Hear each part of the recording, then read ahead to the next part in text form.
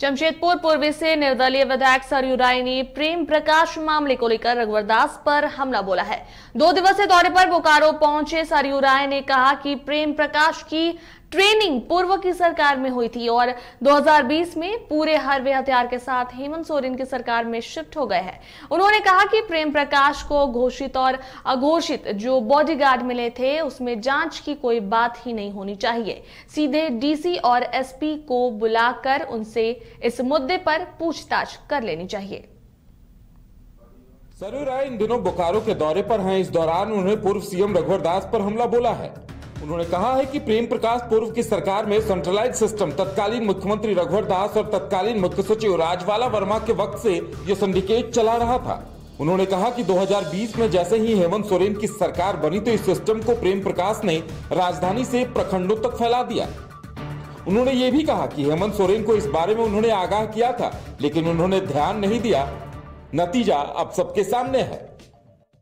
प्रेम प्रकाश ने ट्रेनिंग तो पहले वाली ही सरकार से लिया है। सिस्टम के एक पार्ट थे उस समय, और 2020 का अंतिम आते आते ही ये पूरा सिस्टम सब हरवे हथियार के साथ हेमंत सोरेन के आ गया।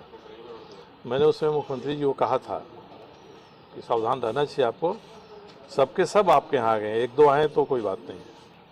वहीं प्रेम प्रकाश को बोकारो और अन्य जिलों से मिले बॉडीगार्ड को लेकर सरयू राय ने कहा है कि इस मामले को लेकर जांच करने की कोई जरूरत ही नहीं है। सीधे जिले के डीसी और एसपी से पूछताछ की जानी चाहिए। उन्होंने कहा कि अघोषित रूप से भी प्रेम प्रकाश को बॉडीगार्ड नियमों से परे जाकर उपलब्ध कराया गया था।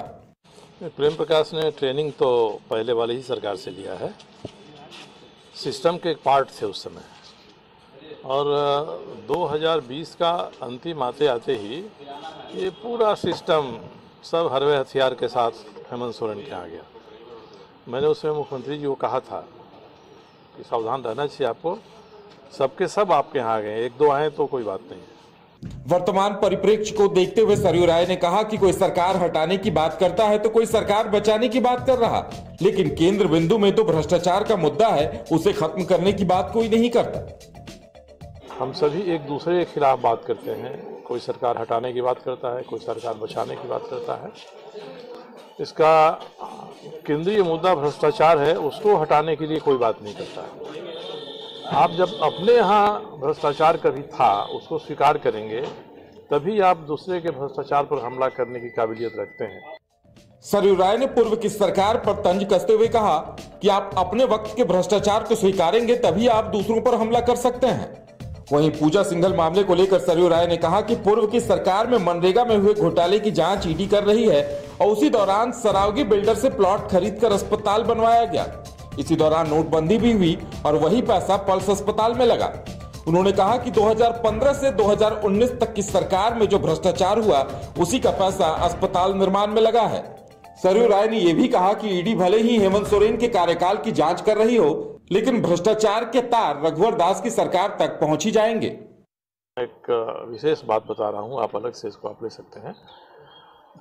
उनके बारे कहा जा रहा है कि मनरेगा में उन्होंने पैसा कमाया, पल्स हॉस्पिटल में लगाया, 19 करोड़ उनके सीए के पास से मिला।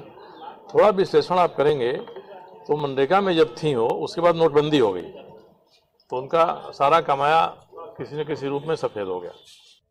सरयू राय और पूर्व मुख्यमंत्री रघुवर दास की अदावत जगजाहिर है। ऐसे में सरयू राय अपनी तरफ से रघुवर दास सरकार पर हमला बोलने का कोई भी मौका नहीं छोड़ते। ऐसे में देखने वाली बात यह होगी कि मुकम्मल जांच के बाद क्या कुछ सामने आता है। बोकारो से न्यूज़ बाइस्कोप के लिए चुमन कुमार की रिपोर्ट।